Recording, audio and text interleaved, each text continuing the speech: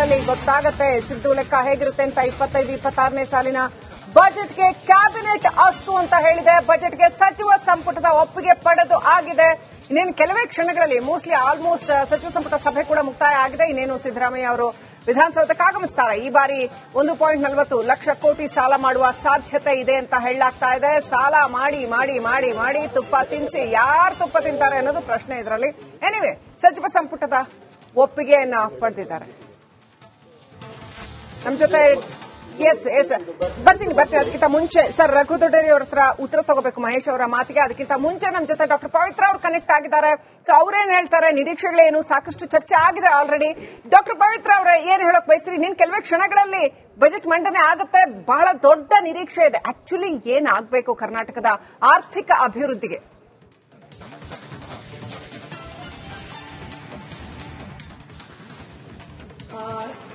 ಈ ಒಂದು ಗ್ಯಾರಂಟಿ ಯೋಜನೆಗೂ ಹಣವನ್ನ ಕೊಡುತ್ತಾ ಮುಖ್ಯವಾಗಿ ಮೂಲಭೂತ ಸೌಕರ್ಯಗಳು ಮತ್ತು ನಮ್ಮಲ್ಲಿ ಯುವಕರು ಏನಿದ್ದಾರೆ, ಒಟ್ಟಾರೆ ಇರುವ ಜನಸಂಖ್ಯೆಯಲ್ಲಿ ಶೇಕಡವಾರು 66% ಯುವಕರಿದ್ದಾರೆ. ಈಗ ಅಮೆರಿಕ ಜನಸಂಖ್ಯೆ ತೆಗೆದುಕೊಂಡ್ರೆ ಒಟ್ಟಾರೆ ಇರೋದ್ರಲ್ಲಿ 14% ಯುವಕರು. ಇನ್ನು ಚೈನಾ ತೆಗೆದುಕೊಂಡ್ರೆ ಅಲ್ಲಿ ಒಟ್ಟಾರೆ ಇರುವಂತಹ ಜನಸಂಖ್ಯೆಯಲ್ಲಿ ಯುವಕರು ಇರೋದು ಶೇಕಡವಾರು 16. ಆದ್ರೆ ನಮ್ಮಲ್ಲಿ ಯುವಕರು ಇರೋದು ಶೇಕಡವಾರು 66. ಹೀಗಿರುವಾಗ ದೊಡ್ಡ ಸವಾಲು ಉದ್ಯೋಗ ಸೃಷ್ಟಿ. ಅದರ ಕಡೆ ಯಾವ ರೀತಿ ಈ ಒಂದು ಬಜೆಟ್ ಅಲ್ಲಿ ಹೆಚ್ಚು ಗಮನ ಹರಿಸಿ ಉದ್ಯೋಗ ಸೃಷ್ಟಿ ಕಡೆ ಒಂದು ಮಹತ್ವವನ್ನ ಕೊಡಬೇಕು ಈ ಬಜೆಟ್ ಅಲ್ಲಿ ಅನ್ನುವಂತಹ ಒಂದು ದೊಡ್ಡ ನಿರೀಕ್ಷೆ ಇದೆ.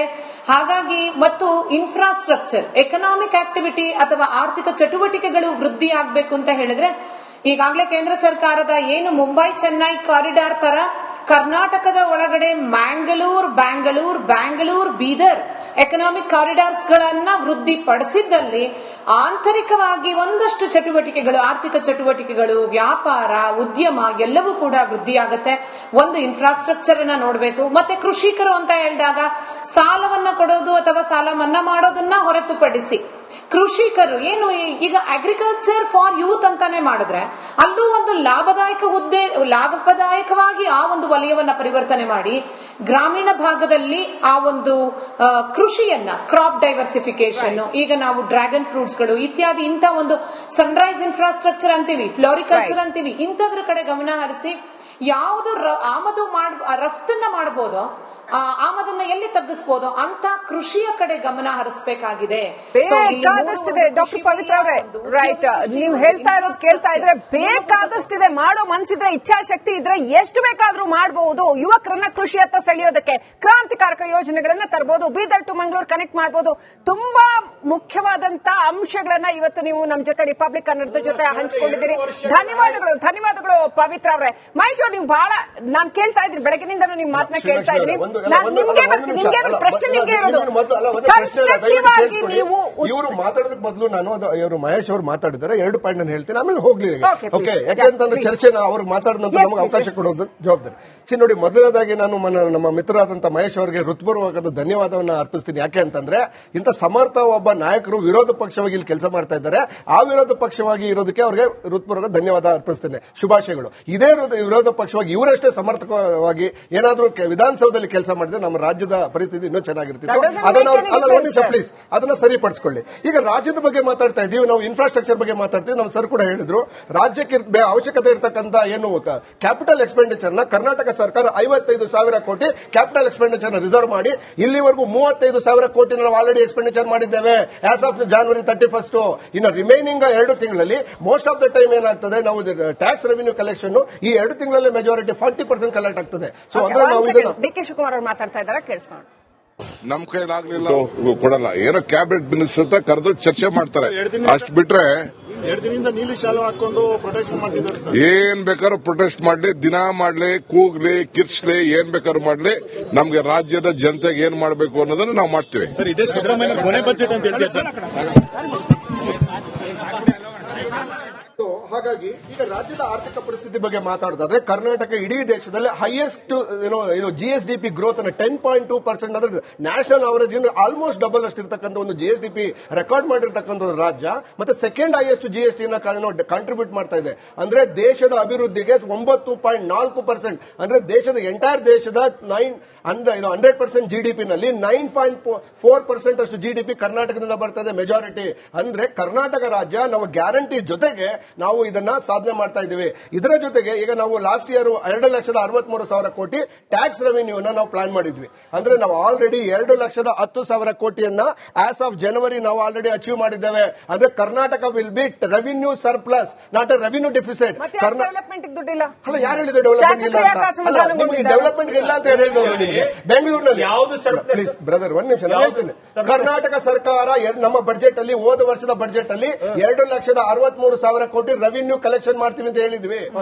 2.6 ಈಗಾಗಲೇ 2,10,000 ಕೋಟಿಯನ್ನು ನಾವು ಆಲ್ರೆಡಿ ಕಲೆಕ್ಟ್ ಮಾಡಿದ್ದೇವೆ ಆಸ್ ಆಫ್ ಜನವರಿ 31.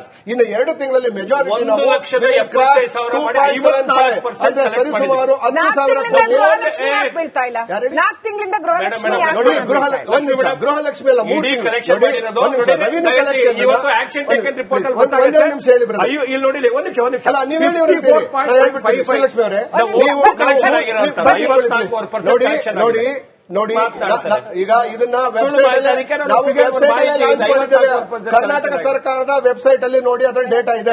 ಈಗ ಎರಡನೇ ವಿಚಾರ, ಗ್ಯಾರಂಟಿ ಹಾಕೊಟ್ಟಿಲ್ಲ ಅಂತ ಹೇಳಿ, ಗ್ಯಾರಂಟಿಯನ್ನ ನಮ್ಮ ಬೊಕ್ಕಸದಲ್ಲಿ ಅಥವಾ ಏನೋ ರೆಡಿ ಇರ್ತಕ್ಕಂಥ ಹಣವನ್ನಲ್ಲ, ರಾಜ್ಯದ ತೆರಿಗೆ ಹಣ ಏನ್ ಕಲೆಕ್ಟ್ ಆಗ್ತದೆ ಹಾಗಾಗಿ ಆಯಾ ಕಾಲಕ್ಕೆ ನಾವು ರಿಟರ್ನ್ ಮಾಡ್ತಾ ಇರ್ತೀವಿ. ಮಂತ್ ಆನ್ ಮಂತ್ ಬಂದಿದ್ದನ್ನ ಹಾಗೆ ಪೇ ಮಾಡ್ತೀವಿ. 1-2 ತಿಂಗಳಲ್ಲಿ ಏನಾಗ್ತದೆ, ನಾವು ಪ್ರಿಯಾರಿಟಿ ಬೇರೆ ಬೇರೆ ಏನೋ ಇನ್ಫ್ರಾಸ್ಟ್ರಕ್ಚರ್ ಡೆವಲಪ್ಮೆಂಟ್ಗೆ ಪ್ರಿಯಾರಿಟಿ ಕೊಡೋ ಸಂದರ್ಭದಲ್ಲಿ 1-2 ತಿಂಗಳು ನಿಧಾನ ಸಹಜ. ಅದೇ ಕೊಡ್ತಾ ಇಲ್ಲ ಅಂತ ಅಲ್ಲ, ನಾವು ಕೊಡ್ತಾನೆ ಇದ್ದೀವಿ ನಾವು. ಓಕೆ, ನೋಡಿಮ್ಮ, ಅವ್ರು ಹೇಳಿರ್ತಕ್ಕಂಥ ಅಷ್ಟು ಸಂಖ್ಯೆ ಕೂಡ ಅಸತ್ಯ. ಇಲ್ಲಿ ತನಕ ಸಂಗ್ರಹ ಆಗಿರ್ತಕ್ಕಂಥದ್ದು ಒಟ್ಟು ಏನು ನಾವು ರೆವಿನ್ಯೂ ರೆಸಿಪ್ಟ್ಸ್ ಅಂತ ಕರಿತೀವಿ 54. ಏನ್ ಹೇಳ್ತಾರೆ ಕೇಳೋಣ. ವಿಪಕ್ಷ ನಾಯಕ ಹೇಳ್ಕೊಳಕ್ಕೆ ಯಾವ ಮರ್ಯಾದೆ ಇದೆ ಅವರಿಗೆ? ಅದರ ವಿರುದ್ಧ ಇವತ್ತು ಹೋರಾಟವನ್ನ ಮಾಡ್ತಾ ಇದ್ದೀರಿ. ಅಭಿವೃದ್ಧಿಗೆ ಹಣ ಬಿಡುಗಡೆ ಮಾಡಿ, ಇದು ನಮ್ಮ ಹೋರಾಟದ ಉದ್ದೇಶ.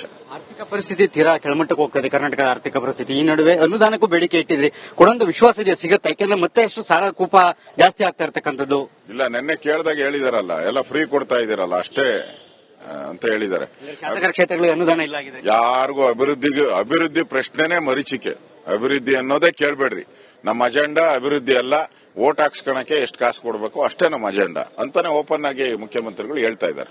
ಸಿದ್ದರಾಮಯ್ಯ ಮುಂದಿನ ಬಜೆಟ್ ಅನ್ನ ಮಂಡಿಸ್ತಾರೆ ಅಂತ ವಿಶ್ವಾಸ ಇದೆಯಾ? 100% ಮಂಡಿಸಲ್ಲ ಅವರು. 100% ಸಿದ್ದರಾಮಯ್ಯ. ಇಲ್ಲಿ ಸನ್ಮಾನ್ಯ ಬೊಮ್ಮಾಯಿನವರು ಅವರು ಮುಖ್ಯಮಂತ್ರಿಯಾಗಿ ನಾವು ಸರ್ಕಾರ ಬಿಟ್ಟು ಹೋಗ್ಬೇಕಾದ್ರೆ ಸರ್ಪ್ಲಸ್ ಬಡ್ಜೆಟ್ ಇತ್ತು. ಇವತ್ತು ಸರ್ಪ್ಲಸ್ ಬಡ್ಜೆಟ್ ಇರ್ತಕ್ಕಂಥ ರಾಜ್ಯವನ್ನ ಇವತ್ತು ಇಂಥ ದುಸ್ಥಿತಿಗೆ ತಂದಿಟ್ಟಿರೋಂಥದ್ದು.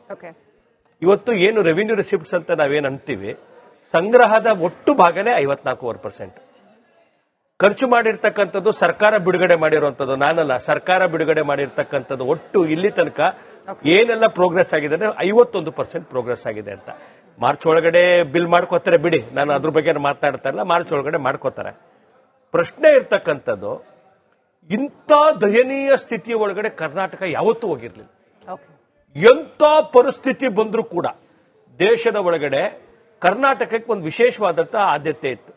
ಇಲ್ಲಿಗೆ ಡಿಫೆನ್ಸ್ ಕಾರಿಡಾರು, ಇಲ್ಲಿಗೆ ಎಜುಕೇಶನ್, ಅಂದ್ರೆ ಮಹಾರಾಜರಂತ ದೊಡ್ಡ ಭೂಮಿಕೆ ಹಾಕಿಕೊಟ್ಟಂತ ಈ ರಾಜ್ಯದ ಒಳಗಡೆ ಪ್ರಗತಿ ಅಂತಕ್ಕಂಥ ವಿಶ್ವೇಶ್ವರನವರು ಇಂಥವ್ರನ್ನ ಬಹಳ ದೊಡ್ಡ ಜನಗಳು ಬಹಳ ಕರ್ನಾಟಕದ ಆರ್ಥಿಕ ಸ್ಥಿತಿಯನ್ನೇ ಎತ್ಕೊಂಡು ಹೋಗುವಂತ ಕೆಲಸ ಮಾಡಿದ್ರು. ಇದನ್ನ ಸ್ಯಾಬಿಟೇಜ್ ಮಾಡಿದಂಥದ್ದು ಯಾರಪ್ಪ ಅಂತಂತಂದ್ರೆ ಇವರ ಆ ಮೂರ್ಖತನದ ಯಾವ ಒಂದು ನಿರ್ಧಾರ ಇದೆಯಲ್ಲ, ಒಂದು ಪ್ಲಾನಿಂಗ್ ಇಲ್ಲದೆ ಮಾಡಿದಂಥದ್ದು. ಈಗ ನಾವು ಕೂಡ ಮಾಡಿದೀವಿ, ಪ್ಲಾನಿಂಗ್ ಮಾಡಿದೀವಿ, ನಾವು ಕೂಡ ಬೇರೆ ಬೇರೆ ರಾಜ್ಯಗಳಲ್ಲಿ ಗ್ಯಾರಂಟಿಗಳು ಕೊಡ್ತಾ ಇದ್ದೀವಿ. ಆದ್ರೆ ನಮ್ಮ ಗ್ಯಾರಂಟಿಗೂ ಈ ಗ್ಯಾರಂಟಿಗೂ ಏನ್ ವ್ಯತ್ಯಾಸ ಅಂತಂತಂದ್ರೆ, ಹಾಸಿಗೆ ಇದ್ದಷ್ಟು ಕಾಲ್ ಚಾಚು ಅಂತ ಕನ್ನಡದ ಗಾದೆ ಇದೆ. ಇವರು ಇಲ್ಲಿ ಹಾಸಿಗೆ ಚರ್ಚೆನ ಮುಂದುವರಿಸೋಣ. ಈಗ ಸಿದ್ದರಾಮಯ್ಯ ಅವರು ಬಂದಿದ್ದಾರೆ, ಕೆಲವು ಕ್ಷಣಗಳಲ್ಲಿ ಬಜೆಟ್ ಮಂಡನೆ ಆರಂಭ ಆಗತ್ತೆ. ಸೆಷನ್ಗೆ ಎಂಟ್ರಿ ಕೊಟ್ಟಿದ್ದಾರೆ ಸಿಎಂ ಸಿದ್ದರಾಮಯ್ಯ ಅವರು, ಅವರ ಸಂಪುಟದ ಸಹೋದ್ಯೋಗಿಗಳು ಕೂಡ ಇದ್ದಾರೆ. ಇಲ್ಲಿ ಬಜೆಟ್ ಮಂಡನೆಯ ಸಂದರ್ಭದಲ್ಲಿ ಮತ್ತೇನಾದ್ರೂ ಹೈಡ್ರಾಮಾ ಆಗುತ್ತಾ, ವಿಪಕ್ಷದವರು ಅಡ್ಡಿಪಡಿಸ್ತಾರಾ, ಈ ಎಲ್ಲಾ ಪ್ರಶ್ನೆಗಳಿದೆ, ನೋಡೋಣ.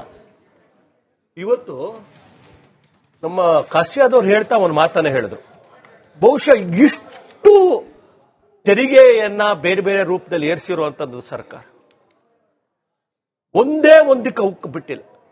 ಕರೆಂಟು, ನೀರು, ಹಾಲು, ಒಂದು ಒಂದು ಒಂದು ಒಂದು ಒಂದು ಭೂಮಿ, ಒಂದು ಇಂಚು ಸಾಲ ತಗೊಂಡವ್ರ ಮೇಲೆ ಹೊರೆ. ಏನಿದು ಸರ್ಕಾರ? ನಿಮ್ಮನ್ನು ಯಾರು ಕೇಳಿದ್ವಿ? ನಿಮ್ಮ ತೆವಲಿಗೆ ಗ್ಯಾರಂಟಿ ಕೊಟ್ರಿ. ನಿಮ್ಮ ತೆವಲಿಗೆ ಗ್ಯಾರಂಟಿಗಳನ್ನ ಯಾರೋ ಹೇಳಿದ್ರು ಅನ್ನೋಕ್ಕೋಸ್ಕರ ಎಲ್ಲಿ ಅದು the blue print of the world, ಇದು ಬ್ಲೂ ಪ್ರಿಂಟಾ? ಸರಿ, ನಾನು ಇದರಲ್ಲಿ FKCCI ಬಂಗೇರಾ ಸರ್ನು ಬಹಳ ಸೀನಿಯರ್ ಅವರು ಬಜೆಟ್ ವಿಚಾರದಲ್ಲಿ ಬಹಳ ಸಮಗ್ರವಾಗಿ ಒಂದು ಹೋಲಿಸ್ಟಿಕ್ ಅಪ್ರೋಚ್ ಅವ್ರಿಗಿದೆ. Bangera sir, how do you look at it? ಇಲ್ಲ, ಈಗಾಗಲೇ 28,000 ಕೋಟಿ ಏನೋ ಅದರಲ್ಲಿ GSTP ಬೆಳವಣಿಗೆ ಆಗಿದೆ, 32,000 ಕೋಟಿಗೆ ಹೋಗುತ್ತೆ.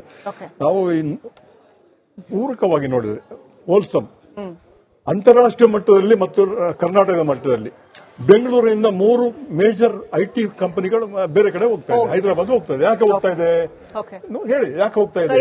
ನೀವು ಇಲ್ಲಿಂದ ಹೊರಟು ಇನ್ನೊಂದು ಕಡೆ ಹೋಗ್ಬೇಕಾದ್ರೆ, ನಾವು ಇಲ್ಲಿಂದ ಮೈಸೂರಿಗೆ ಹೋಗ್ಬೇಕಾದ್ರೆ 1 ಗಂಟೆಯಲ್ಲಿ ಹೋಗ್ಬೋದು, 1.5 ಗಂಟೆಯಲ್ಲಿ ಹೋಗ್ಬೋದು ಅಲ್ವಾ?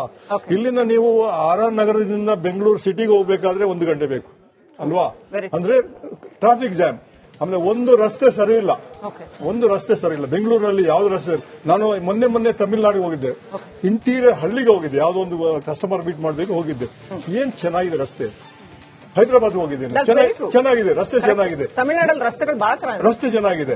ನಾನು ಯಾಕೆ ಹೇಳ್ತೇನೆ ಅಂತ ಹೇಳಿದ್ರೆ, ಸರಳೀಕರಣ, ಕಾನೂನು ಸರಳೀಕರಣ ಅಂದ್ರೆ ಇದರಲ್ಲಿ ಅಡ್ಮಿನಿಸ್ಟ್ರೇಷನ್ ಅಲ್ಲಿ ಅದು ಒಂದು. ಎರಡನೇ ಏನಂತ ಹೇಳಿದ್ರೆ ಪೂರಕವಾದ ಸಬ್ಜೆಕ್ಟ್ ಹೇಳಿ ನೋಡಿ, ಹೇಗೆ ಎಕಾನಮಿ ರೀಜೆನ್ಯುವೇಟ್ ಆಗತ್ತೆ ಅಂತೇಳಿ ಗೋಲ್ಡನ್ ಕ್ವಾರ್ಟರ್ ಮಾಡಿದ್ರು, ರೋಡ್ಸ್ ಅನ್ನ ಮಾಡಿದ್ರು, ಯಾರು ವಾಜಪೇಯಿ ಅವರು ಮಾಡಿದ್ರು. ಪ್ರಧಾನಮಂತ್ರಿ ಗ್ರಾಮ್ ಸಡಕ್ ಅಂತ ಕನೆಕ್ಟಿವಿಟಿ ಶುರು ಮಾಡಿದ್ರು. ಈ ಸರ್ಕಾರ ಕಳೆದ 1 ವರ್ಷದಲ್ಲಿ 1 ಕಿಲೋಮೀಟರ್ ರಸ್ತೆ ಮಾಡಿಲ್ಲ.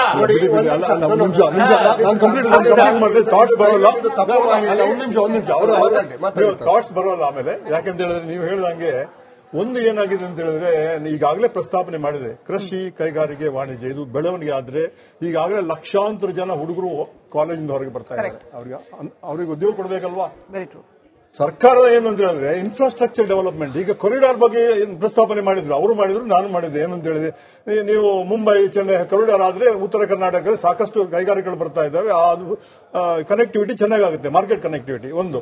ಇನ್ನು ಬೀದರ್ ಬೆಂಗಳೂರು ಆಗಿದ್ರೆ ಅದು ಚೆನ್ನಾಗುತ್ತೆ, ಮಂಗಳೂರು ಬೆಂಗಳೂರು ಆದ್ರೆ ಅದು ಚೆನ್ನಾಗುತ್ತೆ. ಆದ್ರೆ ಇನ್ನೊಂದು ಹೇಳ್ತೇನೆ, ಅಂತಾರಾಷ್ಟ್ರೀಯ ಮಟ್ಟದಲ್ಲಿ ನೋಡಿ ಅಂತೆ, ಚೈನಾ ಇಸ್ ಡಿಫ್ಲೀಟಿಂಗ್ ದೇರ್ ಇಕಾನಮಿ. ಅಲ್ಲಿ ಚೈನಾದಲ್ಲಿ ಹೇಳಿದಂಗೆ ಏನಾಗಿದೆ ಅಂತ ಹೇಳಿದ್ರೆ, ಅಮೆರಿಕ ಇಸ್